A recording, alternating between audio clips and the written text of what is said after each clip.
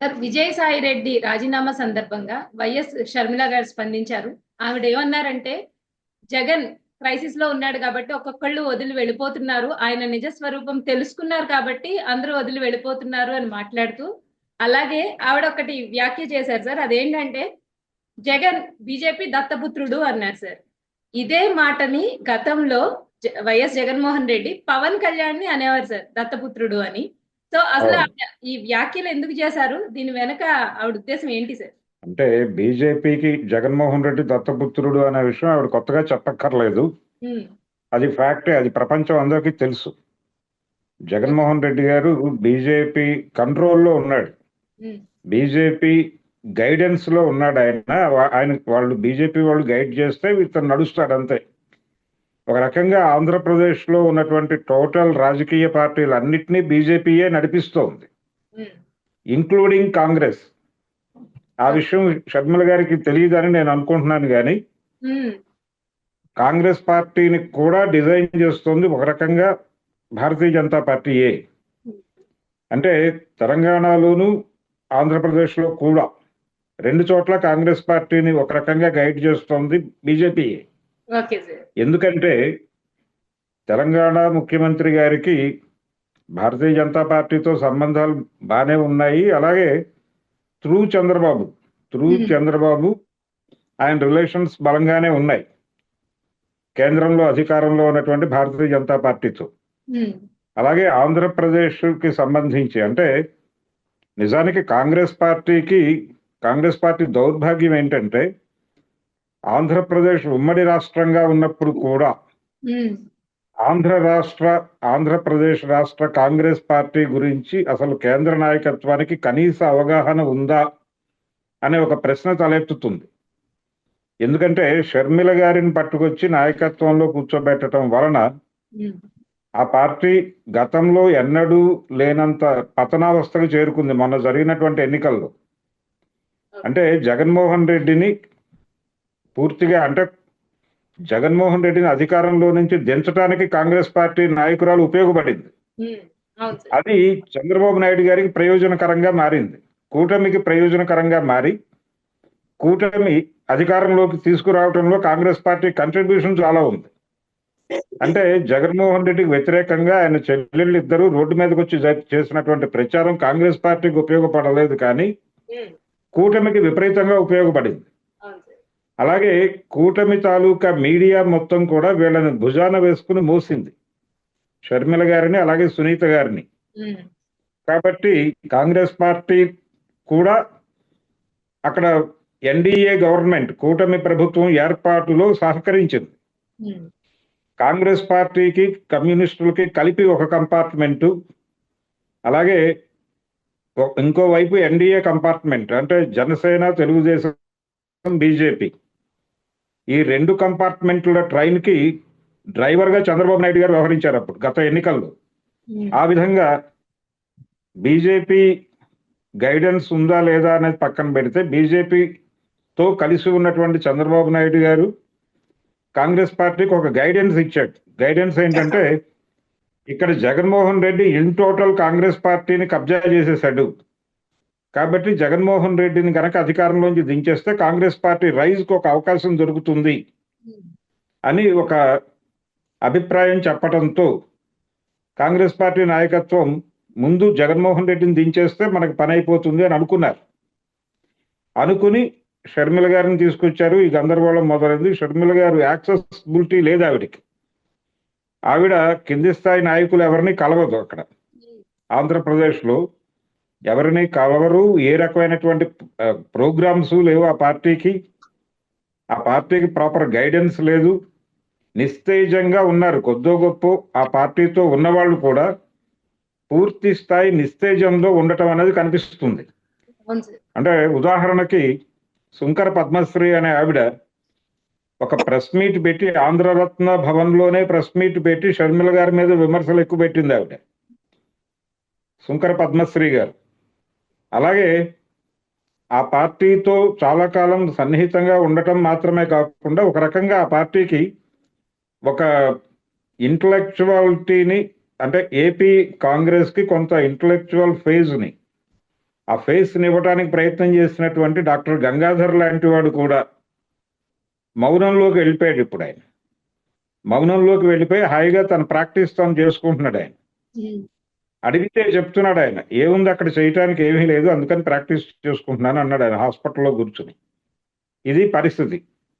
అంటే యాక్టివ్గా పనిచేసే వాళ్ళందరినీ పక్కకి పంపించేసి, ఈవెన్ గౌతమ్ ఉన్నాడు, జై గౌతమ్, ఆయన కూడా ఏం చేయాలో అర్థం కాక హైదరాబాద్లో ఉంటున్నాడు. ఏపీలో చేయటానికి ఏమీ లేదు అనే ఉద్దేశంతోనే. అలా కాంగ్రెస్ పార్టీని ఒకవైపు చంపేస్తోంది ఆవిడ షర్మిల గారు. చంపేస్తూ జగన్మోహన్ రెడ్డి నుంచి బయటకు వెళ్ళిపోవటం గురించి మాట్లాడుతూ, అంటే ఆవిడ ముందుకు ఒక ప్రశ్న వచ్చింది. ఆవిడ్ని మీడియా అడిగారు, విజయసాయి రెడ్డి గారు వెళ్ళిపోవటం మీద మీరు ఎలా స్పందిస్తారు అంటే ఆవిడ చెప్పింది, జగన్ క్రెడిబిలిటీ కోల్పోయాడు, అందరూ వెళ్ళిపోతున్నారు అని చెప్పింది ఆవిడ. బాగానే ఉంది. ఆ తర్వాత విజయసాయి రెడ్డి వెళ్ళిపోవటంలో బీజేపీ కుట్ర ఏమైనా ఉందా అని అడిగాడు ఇంకో విలేకరి. అడిగితే దానికి ఆవిడ సమాధానం విచిత్రంగా చెప్పింది. విచిత్రంగా అంటే, ఇందులో వాళ్ళు టోటల్ కంట్రోల్లో ఉంది వ్యవస్థ అనే పద్ధతిలో చెప్పాలి యాక్చువల్గా ఆవిడ. అంటే భారతీయ జనతా పార్టీ ఆడిస్తున్న ఆటలో భాగంగానే ఇదంతా జరుగుతోంది అని చెప్పాలి ఆవిడ. కానీ దత్తపుత్రుడు కదా బీజేపీకి జగన్ అని చెబుతూ క్రెడిబిలిటీ కోల్పోవటం వల్ల వెళ్ళిపోతున్నారని చెప్తోంది. క్రెడిబిలిటీ కోల్పోయి కాదు విజయసాయి రెడ్డి వెళ్ళిపోయింది, ఇంకేం లేదు ఇక్కడ చేయటానికి అని కూడా కాదు. ఆయన ఎందుకు వెళ్ళిపోయాడంటే అది గేమ్లో భాగంగా వెళ్ళిపోయాడు ఆయన.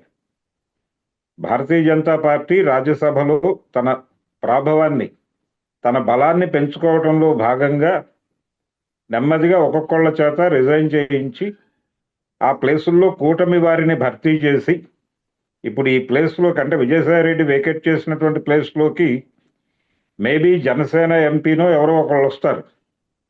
అంటే కూటమి డిజైన్లో భాగంగా భారతీయ జనతా పార్టీకి ఆల్రెడీ ఒకటి ఇచ్చారు కాబట్టి ఇప్పుడు జనసేనకు అవకాశం ఇచ్చే అవకాశం ఉంది. ఒకవేళ అదే జరిగితే మేబీ నాగబాబుకి రాజ్యసభ ఇవ్వచ్చేమో విజయసాయి రెడ్డి ప్లేస్లో. అంటే జనసేనని అకామిడేట్ చేస్తారు అక్కడ. అంటే టోటల్గా designed by AP politics Bharatiya Janata పార్టీయే నడిపిస్తోంది అనటానికి అది ఉదాహరణ. అది మాట్లాడటం మానేసి ఈవిడ జగన్మోహన్ రెడ్డి క్రెడిబిలిటీ కోల్పోయాడు, అందుకని వీళ్ళందరూ బయటకు వెళ్ళిపోతున్నారు అనే పద్ధతిలో మాట్లాడుతోంది. ఇది ఒక గందరగోళం. అంటే ఈవిడ వేసే ప్రతి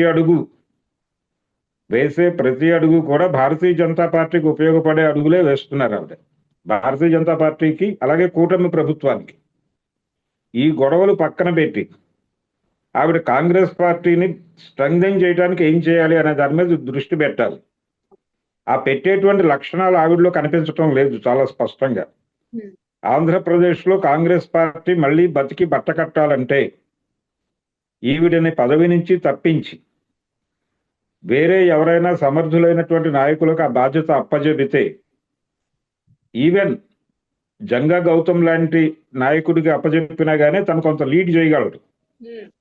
లేదు డాక్టర్ గంగాధర్ లాంటి వాళ్ళని నిలబెట్టినా ఏదైనా చేయగలరు వాళ్ళు. వాళ్ళకు ఒక ఇంటిగ్రిటీ ఉంది. ఈవిడికి ఆ ఇంటిగ్రిటీ కూడా లేదు. అందుకని షర్మిల గారు గందరగోళం మనిషి. అలాగే ఆవిడ ఎవరికి యాక్సెస్ కూడా ఇవ్వరు. ఆవిడ్ని కలవటం అనేది చాలా కష్టం. ఒక రకంగా కంపేర్ చేస్తే ఆవిడకంటే జగన్మోహన్ రెడ్డి చాలా బెటర్. అందుకని ఆవిడేదో తన గొడవ, అలాగే ఆయన వివేకా గురించి మాట్లాడాడు అన్నప్పుడు కూడా అలాగే స్పందించింది ఆవిడ. ఇప్పుడిప్పుడు నిజాలు చెప్పడం కాదు, పూర్తి నిజాలు చెప్పండి మీరు విజయసాయి గారు అని అడిగింది ఆవిడ. ఆయన పూర్తి నిజాలు చెప్పడం కోసం కాదు ఆ హింట్ ఇచ్చింది. ఆయన వ్యూహాత్మకంగా నన్ను ఇబ్బంది పెడితే నేను ఇబ్బంది పెట్టడానికి నా దగ్గర కొంత కంటెంట్ ఉందని చెప్పడం కోసం అలా మాట్లాడాడు. అందుకని జస్ట్ ఒక టీజర్ వదిలాడు అంతే, ట్రైలర్ కూడా కాదు.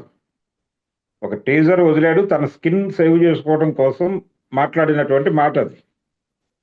అయితే ఈ మొత్తం క్రీడ, అంటే ఏపీకి చెందినటువంటి వైసీపీ ఎంపీలందరూ రాజ్యసభని క్విట్ చేయటం వెనకాల బీజేపీ ప్రోగ్రాం ఉంది. బీజేపీ నడిపిస్తోంది రాజకీయ క్రీడని.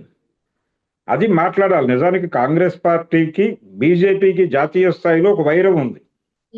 దాన్ని ఎస్టాబ్లిష్ చేస్తూ మాట్లాడాలి పిసిసి ప్రెసిడెంట్గా ఆవిడ. అవును సార్. అది మానేసి ఇంకో గందరగోళం ఏదో మాట్లాడే ప్రయత్నం చేసింది. అంటే ఆవిడ చేస్తున్న పనికి ఆవిడ న్యాయం చేయటం లేదు అనేది ఇక్కడ కూడా అర్థమవుతుంది. అయితే ఒకటి, బీజేపీ దత్తపుత్రుడు జగన్మోహన్ రెడ్డి అనే మాట ప్రాపర్ గానే చెప్పింది ఆవిడ, నిజమే. Okay sir. బీజేపీకి దత్తపుత్రుడే జగన్మోహన్ రెడ్డి. వాళ్ళు ఎలా ఆడిస్తే అలా ఆడటానికి సిద్ధంగా ఉన్నాడు ఆయన. అందుకని గతంలో పవన్ కళ్యాణ్ని ఆయన తరచూ ఆ మాట వాడేవాడు. ఆ మాటను పట్టుకుని ఆవిడ చాలా ప్రాంప్ట్ గా, అంటే పవన్ కళ్యాణ్ని చంద్రబాబు గారి దత్తపుత్రుడు అని చెప్పేవాడు జగన్మోహన్ రెడ్డి. అవును. అవును సార్. అయితే ఈయన బీజేపీ దత్తపుత్రుడు అనేది ఇప్పుడు ఎస్టాబ్లిష్ అవుతోంది. నిజానికి ఇది కొంచెం గట్టిగా మాట్లాడాల్సిన విషయమే. ఒక రకంగా తెలుగు వాళ్ళ ఆత్మగౌరవం ఢిల్లీ నడివీధుల్లో అమ్మేస్తున్నారని ఒకప్పుడు రామారావు గారు గొడవ పెట్టేవాడు. ఇప్పుడు జరుగుతోంది అది. ఇప్పుడు తెలుగు వారి ఆత్మగౌరవాన్ని ఢిల్లీ నడివీధుల్లో చంపేస్తున్నారు భారతీయ జనతా పార్టీ వారు. కాబట్టి ఇప్పుడు ఒక ఎన్టీ రామారావు లాంటి నాయకుడు అవసరం ఉంది ఏపీకి. మరి అది ఎవరు భర్తీ చేస్తారు అనేది చూడాలి. షర్మిల గారు అయితే ఈ రోజు మాట్లాడినటువంటి మాటల్లో ఈ దత్తపుత్రుడు స్టేట్మెంట్ తప్ప మిగిలిందంతా గందరగోళమే ఉంది. ఈ గందరగోళం నుంచి ఆవిడ బయటపడాలి, కొంచెం జనాల్ని కలవాలి, జనాల్ని